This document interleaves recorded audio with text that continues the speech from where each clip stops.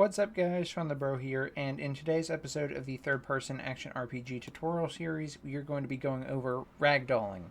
Ragdolling is a fun effect that basically applies physics to whatever mesh we're using, so instead of having an actual death animation that is consistent and the same every time, it actually takes physics into account. So I am going to go ahead and take away my health by collecting these red blocks, something we set up earlier in the series.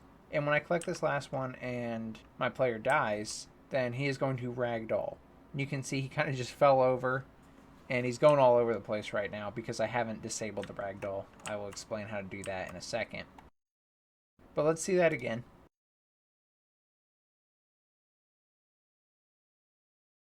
So we come in here, and when we collect this last block, we're just going to ragdoll. So we take all the momentum we have, and just the skeleton collapses. And then once we respawn, we want to take that away. That way the character can move freely again. Technically it is working. However, the mesh does not join back up with the capsule component, which is something we need to set up. I'm going to do that part live with you. That's why you don't see it working yet, but it will be working by the end of the episode.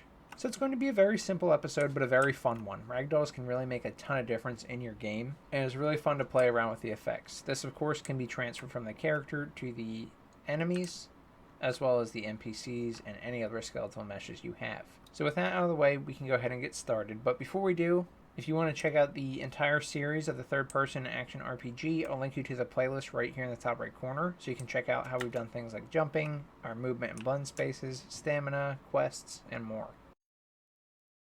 Alternatively, if you don't care about that and you just care about ragdolling, that's perfectly fine. I do recommend you watch this episode right here, which is how we were dealing damage to our character. That way you can actually trigger the ragdoll when your character is defeated like I am now. Now, first thing we're going to do is go into the code and enable the physics so that we can actually trigger our ragdoll. So I'm going to go to my C++, which is in Visual Studio, and when I get in here I want to go to my third-person tutorial character.cpp, or basically my base character.cpp. I want to scroll down to where I want to enable the ragdoll effect. For me, this is going to be in my die function. Here's my die function. I'm disabling lock on. I'm setting the character to be dead so that we can play the proper animation. And then I was setting a timer to respawn the character after a given period of time. This respawn is what you're seeing and why we're traveling back to a different part of the world, but the mesh isn't coming yet. Again, that's something I'll explain in a few minutes. But the new lines for today's episode are right here. So we're going to enable the ragdoll physics, and we're going to do so by setting the collision presets to be the ragdoll type. Now, we're going to do all this on the mesh. The mesh is the one that's going to ragdoll. The entire character doesn't ragdoll. The mesh is our skeletal mesh, and we can get that in our character class by using the getMesh function.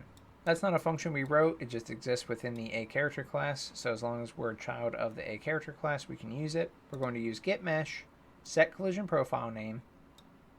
We need the text macro, because it takes in an fname. And we need to be very careful and make sure we name this the proper thing. Ragdoll is a specific collision preset within Unreal Engine. I'll show you that in the editor in a few minutes when we load it up again. But Ragdoll, spelled like this, same case and everything, is that special preset, and we want to set it to that because the Ragdoll has special physics and special things that happen on the back end to know how this ragdoll should behave. The reason this is important is because if we don't do this, then the character is just going to fall through the floor. They won't have any collision because the physics and the actual physics asset that we're going to be using to simulate the physics don't know how to collide with things if we don't have their collision presets set up correctly. So normally they get ignored, but now what we're going to do is not ignore them. We're going to actually use them.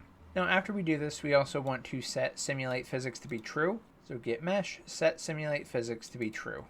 What this does is actually use that physics asset, not so much the collision, but the actual physics itself. That's why you can see the arms moving, the legs moving, all those different parts of the physics asset moving to get our ragdoll effect.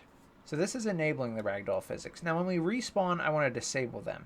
This isn't going to work entirely correctly. You're going to get the results that I showed you a few minutes ago when we do it this way. So in our respawn function, when we want to disable the ragdoll physics, we want to get our mesh, set simulate physics to false.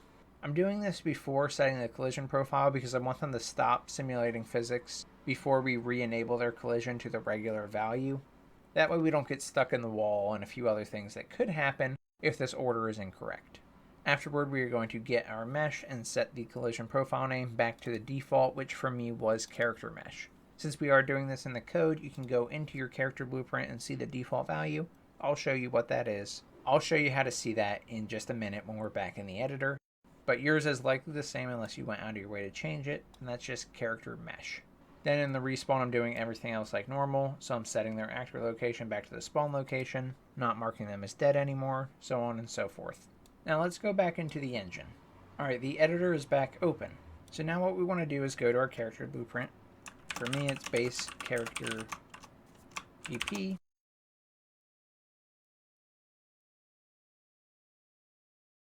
When we're in here, we can click on our character mesh. For me, it's mesh, character mesh 0. Click on that, scroll down to your collision presets. Collision's right here. We have collision presets, and I have character mesh. Character mesh is our default. That's what we set it to in the respawn function. When we were dying, we were setting it to Ragdoll. Ragdoll is one of the options in here. There's also an option, Simulate Physics, which is disabled by default. For this to work, we need to have a physics asset on our skeletal mesh. If you go to where you imported the skeleton, you likely have this. If for any reason you don't have one, you can create a new one. But we just want to go to where our characters are, so me it's an assassin, model. And you have a few things that get imported when you import a skeletal mesh. So you have the skeleton itself, then you have the skeletal mesh, then you might have an animation sequence, textures, materials, and a physics asset. So it has the same name as your character, or really as your skeleton, so character root motion underscore physics asset. If we go into that, you can see what your physics asset looks like, and for me it looks like this. This is not something we created, but you can customize each one of these blocks that you see, because these are going to affect your physics on your character.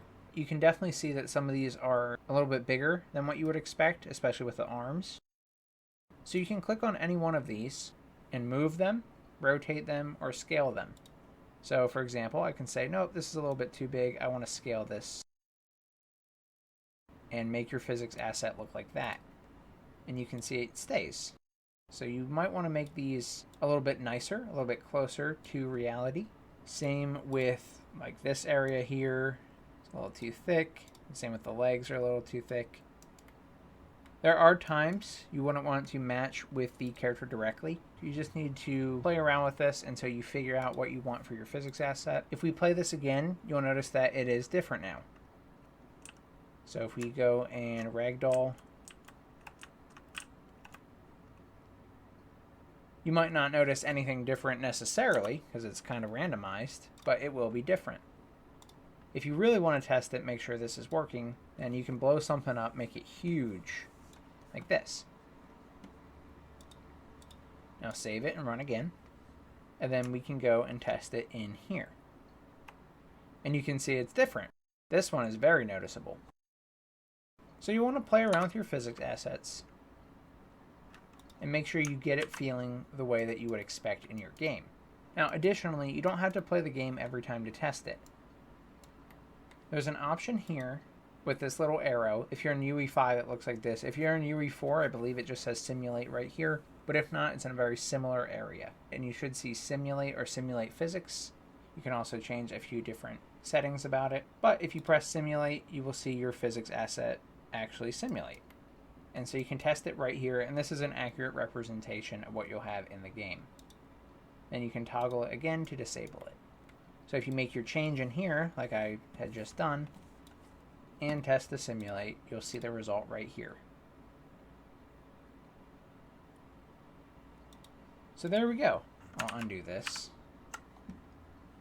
Now that we have everything back to normal, the other thing we want to do is actually get the character working again when we stop simulating physics. Because right now they're appearing under the ground and the mesh really isn't attaching again to the capsule component. So that's something we'll be covering in the next episode on Ragdoll physics in our game. Anyway guys, that's all I got for you today, so thank you so much for watching. I really hope you enjoyed this episode on ragdolling. It's an incredibly fun mechanic. If you did, please subscribe. It really helps the channel a lot and it lets me know you guys are interested in checking out more. I also want to give a huge shout out to my YouTube membership, Patreon members, and Discord subscribers who've helped me so much to this point. Thank you guys for everything, for all the love. If you had any issues with this tutorial or any of my tutorials, let me know. We have a Discord community. The link is in the description. You can join and I'd be happy to help you out. That's all I got, so thank you so much for watching. I'm Shawnthebro, and I'll see you in the next one. Goodbye, guys.